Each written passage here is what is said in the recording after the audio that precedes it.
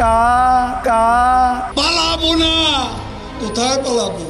পালাবো না, কোথায় পালাবো?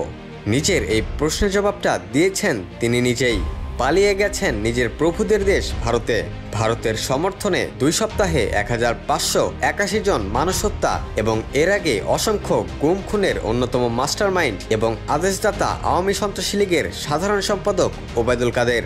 এরই মধ্যে দলটির অনেকে গোপনে সীমান্ত পাড়ি দিয়ে দেশ ছেড়েছেন। পালাতে গিয়ে প্রতারণার শিকার কেউ কেউ গ্রেপ্তার হচ্ছেন। দালাল সিন্ডিকেটের সহায়তায় কেউ কেউ ভারতে ঢুকতে কোটি টাকাও দিয়েছেন।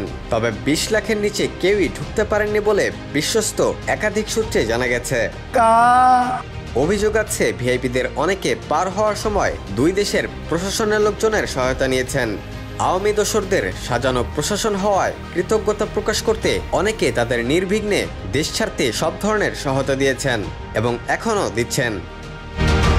হাসিনা ওয়াজেদ পালিয়ে যাওয়ার পর 5 আগস্ট মধ্যরাতে খোদ আওয়ামী লীগের সাধারণ সম্পাদক ওবায়দুল কাদের যশোরে চলে যান।